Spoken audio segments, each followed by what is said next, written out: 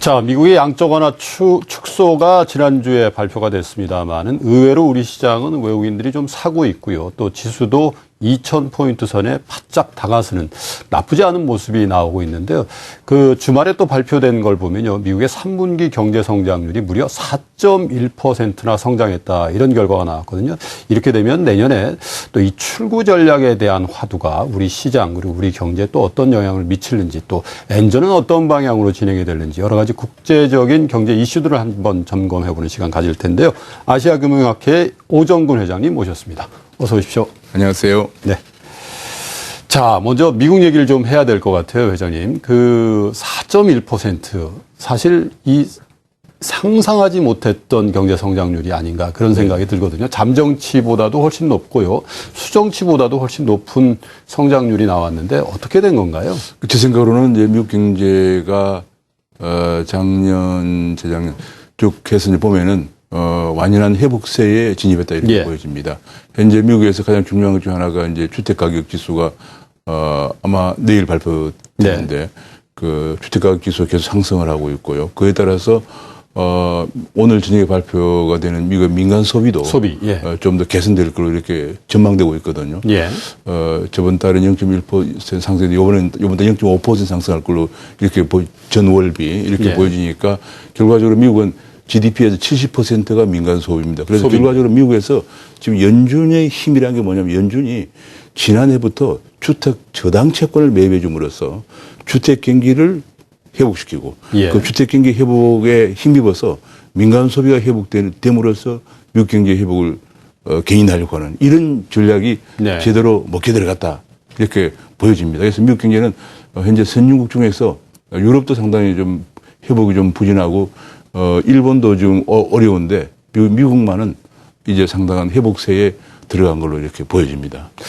그러면 지난주에 발표되는 양적 완화 축소가 페드에서는 그 지난 주말에 발표됐던 3분기 경제 성장률이 4.1% 나온다.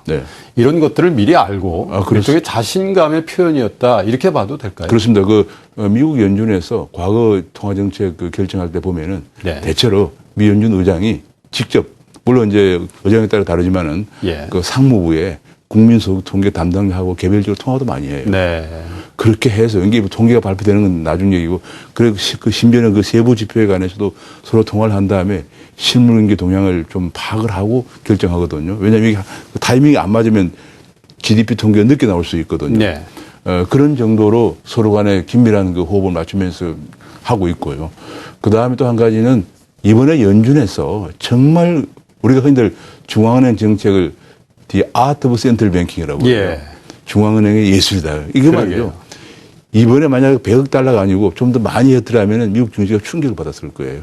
그리고 회복되려고 하는 미국 실물 경제가 다시 주저앉을 우려가 있는데 이번에 아주 절묘하게 100억 달러 정도 함으로써 미국 경제가 그동안에 지난 5년간 유동성의 힘에 의해서 이끌어 와졌는데 이게 실물의 힘으로 넘어가는 과정에서 큰 무리가 없이 넘어가도록 아주 미 연준이 아주 절묘한 선택을 했어요. 그래서 미국 증시도 큰 충격을 안 받고 또 실물 경제도 큰 충격을 안 받고 스무스하게 유동성의 힘에 의해서 이끌어오던 경제가 실물 경제 힘으로 넘어가도록 그건 소비거든요. 그래서 소비가 금리 인상으로서 인해서 둔화가 안 되고 잘 회복이 되도록 이렇게 아주 이끌어가는 대단한 역시 내가 이번에 보고 느낀 것은 연준이라는 데는 정말 대단하다. 그러네요. 연준의 역사가 올해로 꼭 100년이라고 하던데요. 저도 참 그런 생각을 많이 했습니다. 그 교수님께서 아트 오브 센트럴 뱅크 이렇게 용어를 주셨는데 아트 정도가 아니라 거의 마술이다. 매직 아니냐 이런 생각이 드는데 참 5, 6월 달부터 몇 차례 경고를 하고 또 한다 안 한다 논란을 시장에서 참 이렇게 하고 있다가 또 이번 달에는 안 할 걸로 봤거든요. 그런데 전격적으로 하면서 미국 주시장은 연말에 더 올랐고. 그렇죠. 그것이 이제 바로 이번 100억 달러라는 마술인데 제가 뭐 이걸 갖다 만약 200억 달러를 한다든지 아니면은 100억 달러를 매달 한다든지 이렇게 했으면 미국 주식시장이 깔아앉지 않고 이번에 민간 소비도 왜 민간 소비라는 건 주택 경기 상승에 힘입어서 회복되고 있는데 이번에 그렇게 되면서 주택 저당채권 금리가 약간 올라가게 돼요. 그 주택 저당채권 금리가 너무 많이 올라가 버리면 회복되던 주택 경기가 다시 주저앉으면서 미국 경기에 문제가 생기니까 아주 절묘한 100억 달러를 선택하면서 또 그것마저도 마음이 안 놓여서 앞으로 경기 동향을 봐가면서 추가적인 선택을 하겠다는까지 붙여줌으로써 시장이 충격을 받지 않도록. 그러니까 제가 보기에 정말 그동안에 지난 5년 동안 미국 경제가 완전히 회복력이 없을 때, 침체했을 때 양적 완화라는 전대의 미문에 그야말로 그렇죠. 정책을 QE라는 단어를 처음 썼어요. 예. 버냉키가 처음으로 통화정책 역사에서 처음으로 QE라는 단어를 쓰면서 금리 가지고는 안 돼서 나온 게 QE 아니에요. 그래서 QE라는 말이 처음 제가 한국은행에서 30년을 근무했지만 처음 들었어요. 네. 그만큼 새로운 아이디어를 가지고 나와서 미국 경제를 장기 침체에서 벗어나게 하면서 이번엔 또 유동성에서 실물 경제를 가는 과정에서 네. 정말로 가장 그야말로 예술이라고 할 정도로 절묘한 선택을 함으로써 미국 경제가 충격을 받지 않고 유동성의 힘, 회복세에서 실물 경제 그 힘에 의한 회복세로 넘어가는 이걸 스무스하게 진행시키고 있다는 거. 이것을 우리가 정말 대단하다고밖에 할 수 없습니다. 정말. 자, 다행히 우리 시장 또 우리 경제도 지난 한 일주일어간 보면은 비교적 환 시장도 안정적이었고요. 금리도 안정적이고 주가는 오히려 조금 올랐단 말이에요. 외국인들 좀 사고 있고요. 그래서 현재까지는 100억 달러의 예술이나 마술 이런 것들이 우리 시장에도 그렇게 나쁘게는 영향을 안 미치고 있는데, 자, 그렇지만 내년도 전망을 좀 해볼 때 4.1% 경제 성장률이 나왔다는 거는, 자, 어떻게 보면은 양적 완화 축소의 그 시기, 또 양을 좀 늘리는 시기, 그리고 궁극적으로 출구 전략의 시기가 우리가 생각했던 것보다 좀 빨리 올 수도 있겠다, 이런 생각도 좀 들거든요. 근데 이제 약간 빨리 왔는데요. 그 이유 중에 하나가 이제 또 한 가지 재밌는 것은 미국 연방은행 연준은 통화정책의 신뢰도를 굉장히 중시해요. 예. 지금까지 계속 그 포워드 가이던스라고 해서 미리 이제 선제적 지침을 제시했죠. 네.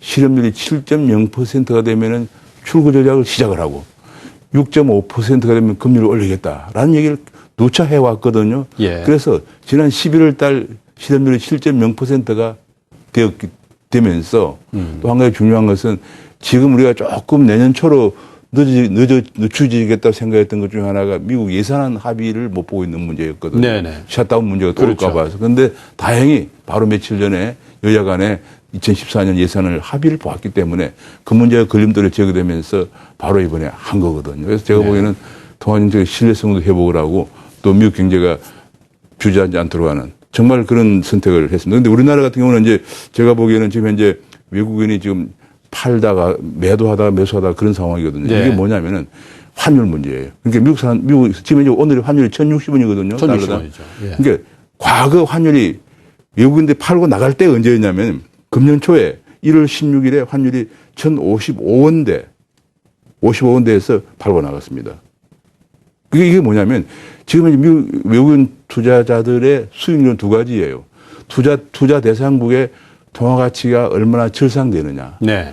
그 다음에 투자 대상국의 주가가 얼마나 오르느냐. 그 두 개 합이 외국인들의 투자 수익률이거든요. 근데 그렇죠. 우리나라 지금 주가는 거의 평행을 달리고, 그 수평을 가지고 가고 있고요. 1년 동안 거의 제자리. 네, 거의 뭐 1990, 한 2000선 왔다 갔다 하고 있고. 그럼 변수가 환율인데 지금 외국인들 보기에는 1,060원 환율이 더 떨어질 것이다라고 보는 거예요. 네. 그래서 들어오는 거예요. 그러면 1,060원에서 1,050원까지 사이에 50원으로 떨어지면 벌써 거기서 몇 프로 먹는 거거든요. 네. 제가 보기에는 지금 현재 아마 외국인들이 보기에는 과거도 제가 보니까 조사해 보니까 1,055원 되니까 팔고 나가기 시작했어요. 그게 이제 금년 초인데 이번에도 환율이 1,060원이니까 다소 들어오는데 아마 이거 1,050원 근처에 가면은 팔고 나갈 거예요. 다시 매도가 그렇습니다. 그래서 이제 팔고 나갈 거고 또 한 가지 중요한 변수는 우리나라 기업들이 지난 3분기에 어닝 쇼크를 기록했거든요. 그렇죠. 가장 큰 이유 하나가 원엔 환율이 하락해서 우리 수출 기업들이 글로벌 시장에서 경쟁력이 약화돼서 우리 수익이 악화된 건데 외국인들이 원엔 환율이 얼마까지 떨어질 것인가 이게 또 주목을 좀 하고 있습니다. 그 교수님 말씀대로 그 1,060원대에서 외국인들이 사는 거는 우리나라 환율이 더 절상이 된다라는 기대를 가지고 사는 건데 있는 거죠. 사실 양적 완화 축소하고 또 미국의 경제가 저렇게 좋다라는 얘기는 달러 강세 기조지 않습니까? 글로벌리 보면. 특별히 이제 엔화는 더 약세 국면으로 가니까 자연스럽게 원엔 환율은 반대 방향으로 가게 되어 있단 말이죠. 그렇습니다. 그래서 굉장히 우려스러운데 교수님 보시기에 그런데 그 부분이 우리나라가 딜레마입니다. 예. 우리나라 지금 이제 이번에 경상수지가 600한 7, 80억 흑자가 난다고 네. 하는 것은 계속 그 언론이나 뭐 여러 군데에서 잘못 분석을 하고 있는 경우가 많은데 그것은 우리나라 수출이 증가해서 된 게 아니에요. 네. 우리나라 금년 수출은 지금까지 1.2% 증가해요. 전년 동기 대비에. 네. 우리나라 지난 10년간 수출 연간 평균 증가율이 보통 12%였어요. 그럼 수출이 거의 안 는 거예요? 안 된 거예요, 수출이. 네. 그런데 왜 그럼 경상 흑자가 났느냐? 크게 세 가지 요인인데 하나는 수입이 감소했어요. 네. 수입은 1.2% 감소했어요. 네. 그 수입이 감소했고 연간 한 5천억 불 되는 수입이 그래도 한 1% 감소를 했고요. 또 한 가지는 우리나라 기업들이 해외로 많이 나갔어요. 해외에 나가면서 그 소득을 한국으로 송금을 시키는 네. 소득 수지가 많이 개선되었고요. 예. 또 한 가지는 무역 수지 말고 서비스 수지가 있는데 서비스 수지가 흑자로 돌아섰습니다. 작년부터. 그 이유가 뭐냐? 우리나라 가장 큰 것이 건설 수지인데요. 우리나라 건설업체들이 국내 건설 경기가 너무 침체하면서 해외로 많이 나갔거든요. 그래서 그것이 한 100억 달러 건설 서비스 수지가 개선됐어요. 그런 것들 때문에 된 거기 때문에 그걸 갖다 말하면 우리나라가 수출이 잘 돼서 된 게 아니고 네. 수입이 안 됐어요. 수입이 안 되는 이유가 뭐냐면 우리나라 수입은 대개 한 70% 이상이 중간재와 소비재, 네. 부품 소재예요. 그건 우리나라 경제가 워낙 침체하기 때문에 지금 투자가 안 되고 있고 투자가 3년째 내리 마이너스 증가율이에요. 투자가. 예, 투자가 한국은행 국민소득 통계에 의하면은 3년 내리 마이너스 1.2%예요. 그렇기 때문에 수입이 안 되거든요.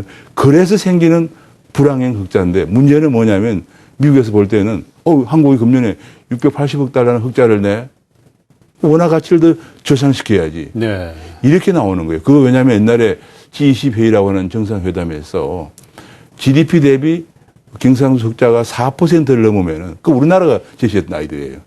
넘으면은 컨트롤 받아야 된다는 네. 그런 지침을 냈는데 이게 우리가 이제 역풍을 맞게 됐어요. 그리고 왜냐하면 680억 달러 정도 되는 GDP 대비 한 6% 정도 돼요. 네. 그럼 당연히 지금 외국인 투자자들이 생각하는 것은 내년 초에 경상수지 2013년도 경상흑자 규모가 발표되는 순간 한국은 원화 절상을 할 수밖에 없을 것이라는 것을 예상을 하고 있단 말이에요. 예. 그러면 제가 만약에 투자자라도 당연히 한국의 원화에 베팅을 하죠. 이것이 또 우리나라 외환시장 규모가 크지 않기 때문에 쏠림 현상이 생기면은 내년 초에 엔화는 약세가 되는데 원화는 강세가 돼서 원인 환율이 더 하락하는 그런 딜레마가 지금. 자, 그런 것 같아요. 저 교수님 말씀을 듣고 보니까 사실 이 전형적인 불황형 흑자 때문에 부풀려진 무역수지 흑자인데 예.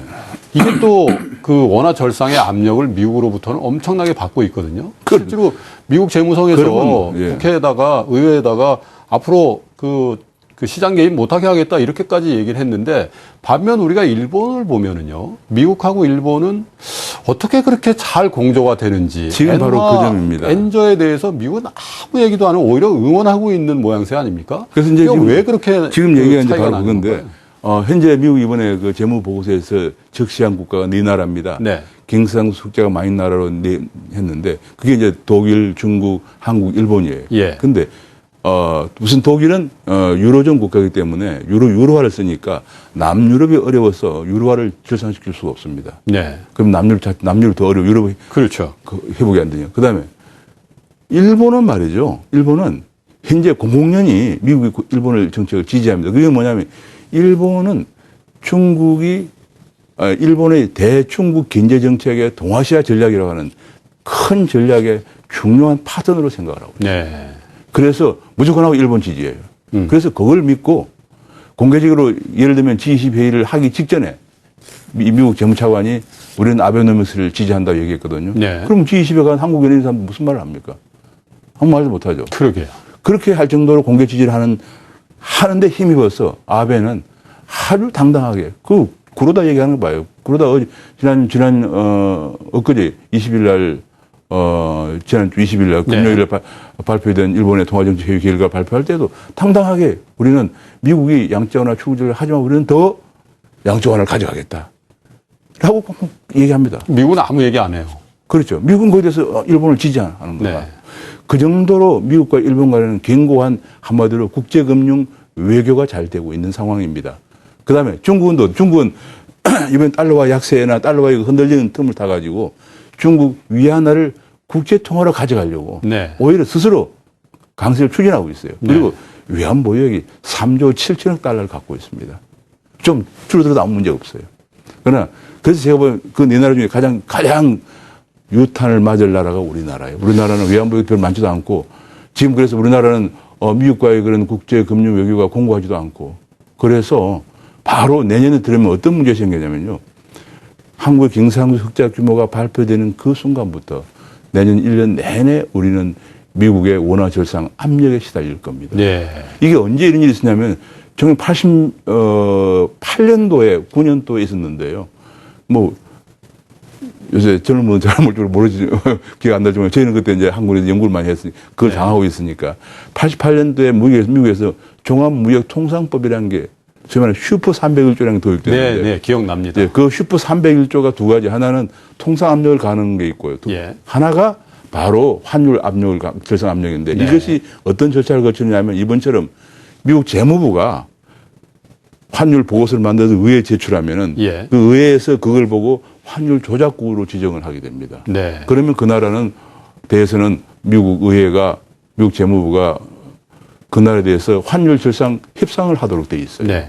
협상을 하면은 협상을 그때 1988년, 89년도에 1년에 뭐 한 5차례 이상 했어요. 우리가 감당을 못 해가지고 결국은 900원 정도 하던 환율이 700원으로 떨어졌거든요.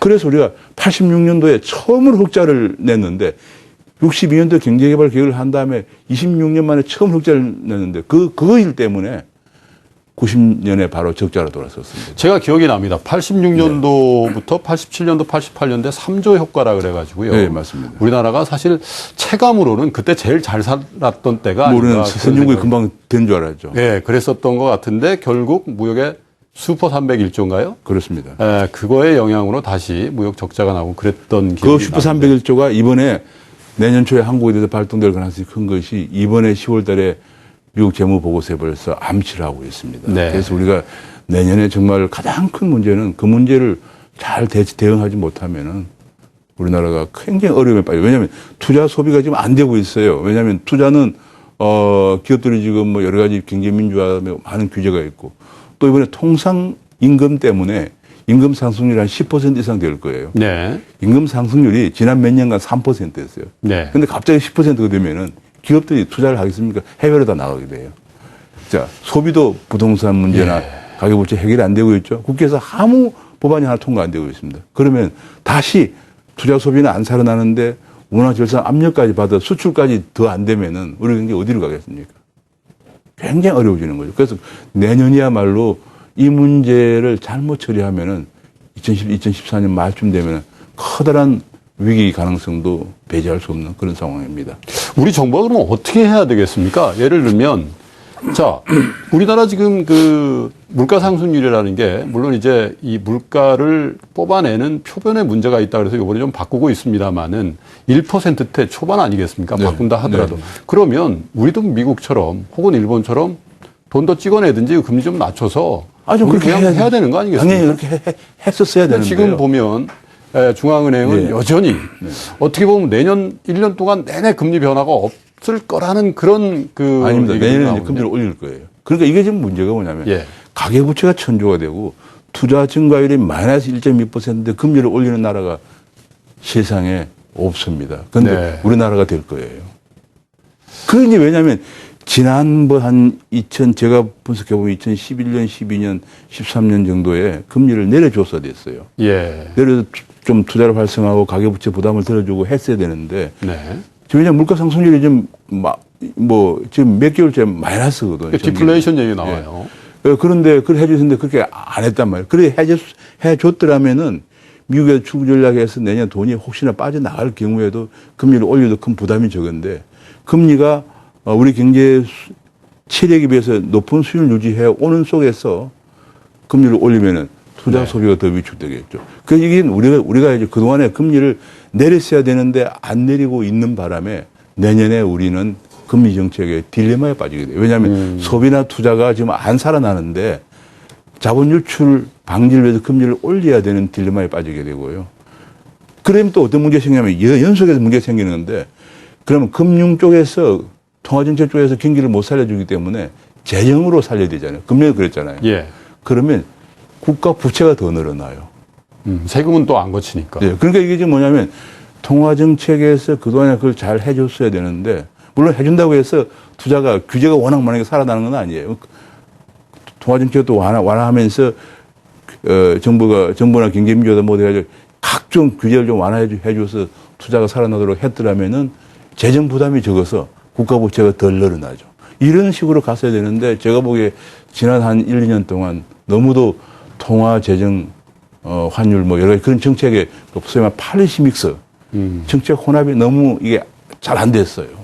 그래서 제가 보기 2014년도에 바로 그 결과가 지금 금리 정책의 딜레마 빠지고 또 환율도 불황의 흑자 때문에 투자가 안 돼서 생기는 불황의 흑자 때문에 환율을 절상시켜야 되는 인하는 절하가 되는 속에서 그것 때문에 그런 또 어려움에 빠지게 되는 정말 내년에는 네.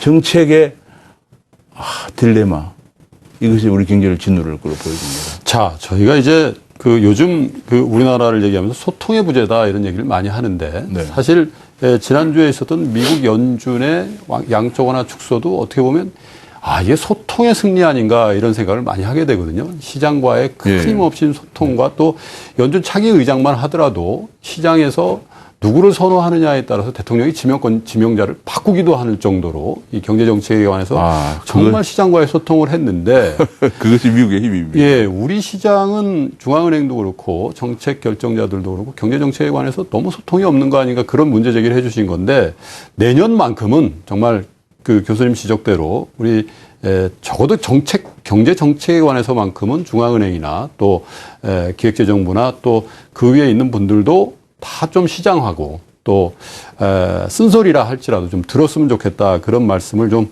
드려보고요. 자, 다시 좀 돌아가서 자, 미국의 경제 성장이 세계 경제를 어느 만큼 견인해 줄 거냐 이게 우리 경제의 또 하나의 변수인 것 같은데요. 가장 중요한 하나가 내년에 말이죠. 미국 경제는 회복이 되는데 네. 원화는 환율 하락으로 인해서 우리 경제와 미국 경제가 동조화되지 않는 디커플링 가능성이 있어요.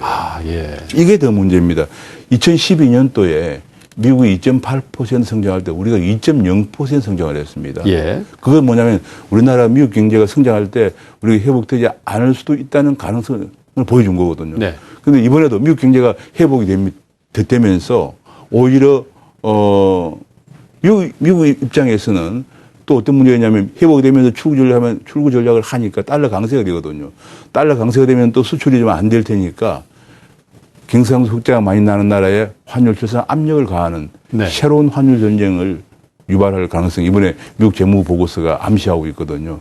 그러면은 우리나라가 지금 가장 큰 문제는 미국 경제가 회복이 되는데도 그 회복의 혜택을 회복의 한마디로 그 말에 우리가 올라타지 못할 가능성이 있다는 얘기예요.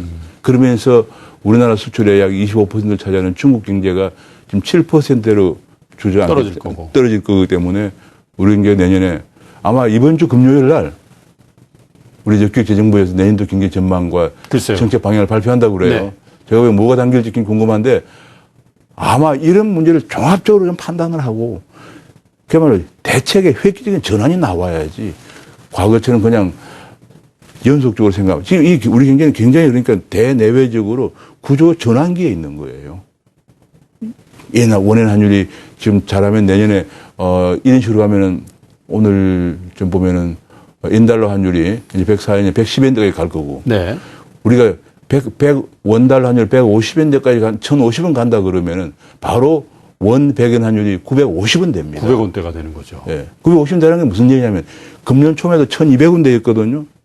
1,250인가 그랬어요. 네. 그럼 벌써 금년 초 대비 내년에 중반쯤에 얼마냐면 한 30% 정도 환율이 떨어지는 겁니다. 그렇죠. 제가 늘 여러 가지 모형으로 실전 분석을 해보고 있는데 원인 환율이 10% 떨어지면은 우리나라 수출이 3% 정도 줄어듭니다. 네. 그러면 30% 떨어지면은 당장 몇 프로입니까? 8, 9% 떨어지잖아요. 그 얘기는 우리나라 수출이 5,500억 달러이기 때문에 4,500억 달러 수출이 줄어든다는 얘기입니다. 이걸 잘못 대응하면은 내년에 무역 수지가 적자 가능성도 있어요. 이게 지금 뭐 안이하게 생각하고 올해 흑자난 거 다 그냥 까먹는. 그렇습니다. 그래서 제가 보기에는 안이하게 대응하기보다는 지금 이 그 우리나라를 둘러싸고 있는 경제가 구조적인 변화를 하고 있다는 것을 알고 대응을 해야 돼요. 네. 그것이 가장 중요한데 이번 주 금요일 날 정부가 어떤 정책과 어떤 대응 방안을 제시할지. 자, 그러면 교수님, 저희가 뭐 시간이 다 됐습니다만은 마지막으로 이제 내년도 경제 정책 또 경제 운영의 방안에 대해서 지금 뭐 여러 정책 결정자들이 지금 고민하고 계실 텐데 네. 교수님께서 한두 가지만 네. 이런 것들은 꼭 이렇게 좀 고쳐보자. 혹은 이런 걸 좀 감안해서 좀 계획을 짜보자. 이런 게 있으면 한두 가지만 우선 가장 중요한 것은 내년에 원화가 고평가되면 안 되거든요. 네. 그래서 저는 국제금융 외교를 좀 강화해야 돼요. 이거는 외교. 우리나라만 가지고 되는 게 아니고 국제금융이 개방된 경제이기 때문에 글로벌 시장에서 최소한 G20 정도로부터 컨센서스를 얻어야 됩니다. 네. 그래서 우리나라 지금 국제금융 전문가들 한국에 있으면 안 돼요. 네. 미국이라든지 일본이라든지 이런 데 나가가지고 한 달씩 그냥 못 들어게 해요. 발로 뛰어야 돼요. 발로 뛰어야. 지금 이게 국제금융 외교라는 것은 우리의 입장을 충분히 이해를 시키고 네. 거기서 납득이 돼야 됩니다. 특히 중요한 것은 내년 6월 달에 IMF에서 각 나라의 주요 국가들의 대부분 평가 보고서를 냅니다. 네. 그 평가 보고서 6월 달에 나오고 8월 달에 그 보고서가 G20 재무장관 조언회 총재 보고되고 그것이 바로 또 10월 달에 나오는 미국 재무보고서에 인용이 되고 네. 미국 의회에 제출되고 10월 말쯤에 있는 G20 정상회의에 보고됩니다. 그러면 내년 6월 달에 IMF 보고서가 얼마나 중요한지 알죠. 그러면 IMF 보고서를 초안을 만들 당시에 거기에 우리의 입장이 반영이 돼야 됩니다. 그러면 지금부터 그 IMF 보고 작성 담당자를 뭐 누가 가서 밥을 같이 먹든지 운동을 같이 하든지 좌우지간 IMF 아트국장도 우리나라 사람 아닙니까? 그래서 이제 이번에 뭐 그런 기회가 됐으니까 뭐 좀 하여튼 일본은 말이죠. 그걸 너무 잘해요. 네. 제가 쭉 알아본 바에 의하면 일본 사람들은 그야말로 일본은행과 미국 연준, 일본 재무부와 미국 재무부 간에 그야말로 전화 한 통화로 소통이 됩니다. 굉장히 잘하고 네트워크가 잘 돼 있습니다. 우리는 근데 네트워크가 안 돼. 참, 제가 보기엔 지금 가장 중요한 그거고 두 번째로는 이제 현재 우리가 그 원화절상 압력의 필미가 되고 있는 불황형 흑자를 줄이기 위해서는 원화절상으로 줄이면 안 되고 국내 투자가 살아나서 줄어들어야 돼요. 그러게요. 수입 좀 해야 돼요. 그래서 투자가 살아나야 되는데 아니 우리는 투자만 살아나면 자연적으로 수입이 돼요. 왜냐하면 그러니까. 중간재를 그 수입을 하니까. 제발 좀 국회에서 투자 활성화 법안 좀 처리해 주길 바랍니다. 네. 그 두 가지만 잘해도 내년에 위기는 넘어갈 수 있다는 거죠. 알겠습니다. 시청자 여러분, 저희가 그 통상은요, 이 애널리스트 분들이나 혹은 이 교수님들을 모셔다 놓고 내년도 전망이 어떠냐, 또 내달 전망이 어떠냐, 이런 말씀을 많이 나누는데요. 오늘 그 아시아금융학회 오정근 회장 모시고 또 그런 얘기를 하다 보니까요, 참 답답하다 이런 생각을 많이 하게 됩니다. 현재 우리가 겪고 있는 경제적인 체질의 변화가 내년도에 훨씬 더 심하게 우리 시장에 요구가 되어질 텐데 우리 정책하시는 분들이 좀 미국 또 국제 IMF라든지 이런 쪽하고의 정말 정책적인 그 연계 이런 것 좀 강화할 필요가 있고요. 그리고 국회에서 지금 발목을 잡고 있는 여러 가지 투자 관련 법안들 조속히 좀 통과가 돼서 우리나라 기업가들이 정말 제대로 투자할 수 있는 여건을 속히 만드는 일만이 내년도 우리 경제 위기를 슬기롭게 헤쳐나가고 한 단계 더 레벨업 시키는 그런 길이다. 이런 조언을 주셨습니다. 회장님 오늘 고맙습니다. 네.